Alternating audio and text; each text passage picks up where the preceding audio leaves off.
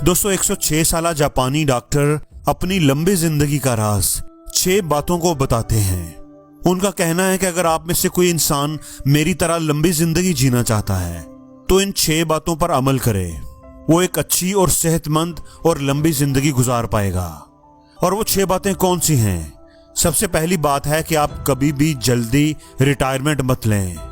यानी अगर आप कोई भी जॉब करते हैं या आपका अपना कोई काम है, कोई बिजनेस है, तो आप उसमें जल्दी रिटायरमेंट मत लें। क्योंकि इंसान जब तक काम करता है तो उसका जो जिस्म होता है वो हरकत में रहता है। और इंसान का जिस्म जब हरकत में रहता है तो उसके पूरे जिस्म में जो खून है, जो उसकी ब्लड सर्कुलेशन है, वो अच्छी रहती है और इस तरह वो इंसान एक्टिव रहता है। और जब आप जल्दी रिटायरमेंट ले लेते हैं तो आप सुस्त हो जाते हैं। आप जब घर में होते हैं तो आप देर से उठेंगे, आप सारा दिन लेटे रहेंगे, आपको कोई काम ही नहीं होगा, जिससे आपका जिस्म जो है ना वो थक जाता है। दोस्तों इंसान के जिस्म को इस तरह से डिजाइन किया गया है कि इसको जिस हाल में रखा जाए वो उसका आदी हो जाता है। देखिए मैं आपको एक मिसाल देता हूँ। अगर एक आदमी है जिसके पास बाइसिकल है और वो उस पर ही सफर करता है अपना, लेकिन अगर आप उसको बाइक लेकर दे देंगे तो आप देखिएगा कि वही आदमी कुछ महीनों के बाद उसके लिए बाइसिकल चलाना ही मुश्किल हो जाएगा।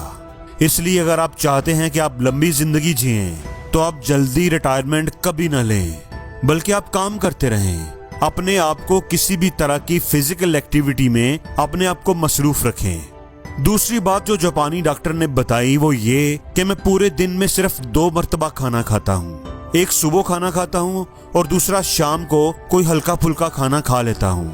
मैं ज्यादातर मछली का इस्तेमाल करता हूँ और सब्जियों का इस्तेमाल करता हूँ। इसके साथ साथ मैं पूरे महीने में 2 बार गोश्त खाता हूँ। दोस्तों इस बात का मतलब ये है कि अपने खाने पीने की एक रूटीन रखें। ये नहीं कि हर वक्त खाते रहे, जब दिल किया खाना खा लिया। अपने खाने पीने का एक वक्त मुकर्रर करें, एक मिकदार मुकर्रर करें। इससे आपकी सेहत बेहतर रहेगी। तीसरी बात यह है कि अगर आप लंबी जिंदगी गुजारना चाहते हैं तो ये बहुत ही जरूरी है कि आप खुश रहें।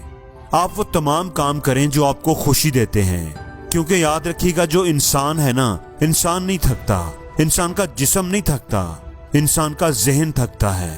इंसान जब जहनी तौर पर थक जाता है तो इसका जो जिस्म होता है वो भी थकना शुरू कर देता है।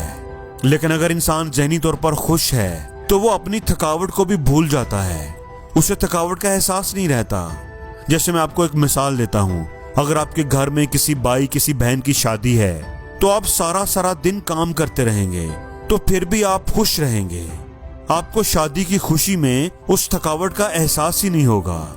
इसलिए दोस्तों अपनी जिंदगी में वो काम जरूर करें जो आपको खुशी महसूस करवाते हैं। क्योंकि जब आप खुश रहते हैं तो आप सेहतमंद रहते हैं और एक अच्छी जिंदगी गुजारते हैं। चौथी बात जो जापानी डॉक्टर ने बताई वो कहते हैं कि आप सीढ़ियों का इस्तेमाल किया करें। एक मंजिल से दूसरी मंजिल पर जाने के लिए कभी भी लिफ्ट का इस्तेमाल ना करें।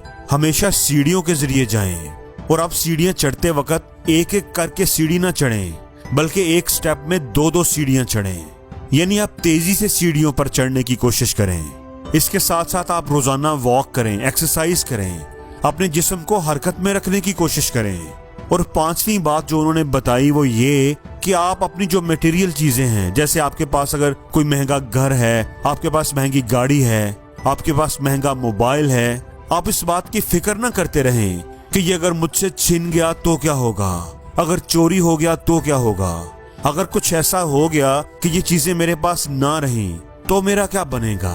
इसी तरह अगर आपके पास ये सारी चीजें नहीं हैं और आप ये सारी चीजें हासिल करना चाहते हैं मगर आपके पास वसाइल नहीं है तो आप उसके लिए कोशिश जरूर करें, मेहनत जरूर करें, लेकिन उन्हें ही अपनी जिंदगी का मकसद ना बना लें। उन्हीं के बारे में सोच कर परेशान मत होते रहा करें कि आपके पास भी ये होना चाहिए, आपके पास भी अच्छी गाड़ी होनी चाहिए, मेरे पास क्यों नहीं है, मेरे पास महंगा मोबाइल क्यों नहीं है। आप कोशिश करें और फिर अल्लाह पर छोड़ दें और इस बात का यकीन रखें कि अल्लाह आपकी मेहनत को कभी जाया नहीं करेगा। दोस्तों छठी बात है जो छठा राज उस डॉक्टर साहब ने बताया वो ये कि आप अपनी रिस्क में से, अपनी दौलत में से, अपने इल्म में से दूसरों को भी शामिल करें। देखें जब आप बांटना शुरू कर देते हैं, चाहे वो रिस्क हो चाहे आपका इल्म हो, तो उसमें बरकत आना शुरू हो जाती है। दोस्तों याद रखिएगा बरकत वो वाहिद एक चीज है जिस पर मुसलमानों का पूरा ईमान है कि जब आपके रिस्क में बरकत आ जाए तो आप खुशहाल हो जाते हैं। आपका थोड़ा भी आपको काफी हो जाता है। अपनी जिंदगी में कई ऐसे लोगों से आप मिले होंगे, उनसे आप वाकिफ होंगे कि जिनकी सैलरी बहुत अच्छी नहीं होती, लेकिन अगर आप उनसे पूछें कि आपके हालात कैसे हैं, आप कैसे गुजारा कर रहे हैं, तो वो कहेंगे कि अल्लाह का शुक्र है, बहुत ही अच्छा गुजारा चल रहा है। और इसी तरह बाज लोग आपको ऐसे भी मिलेंगे जो अच्छा खासा पैसा कमा रहे होंगे, लेकिन जब आप उनसे मिलें तो आपको वो रोना रोते ही नजर आएंगे कि मेरे हालात ठीक नहीं, मेरे खर्चे नहीं पूरे हो रहे, मसाइल बहुत हैं, खर्चे बहुत हैं। तो दोस्तों, उनके रिस्क में बरकत नहीं होती। इसलिए अपने रिस्क में, अपने इल्म में दूसरों को भी शामिल करें। अगर आपके रिस्क में बरकत आ जाएगी तो कम पैसों में भी आपका बड़ा अच्छा गुजारा हो जाएगा और आप खुश रहेंगे। लेकिन अगर आपके रिस्क में बरकत ही नहीं है तो आप जितना मर्जी कमा लें, आप अपनी जिंदगी में अपने आप को तंग दस्ती महसूस करेंगे। और बरकत कैसे आ सकती है?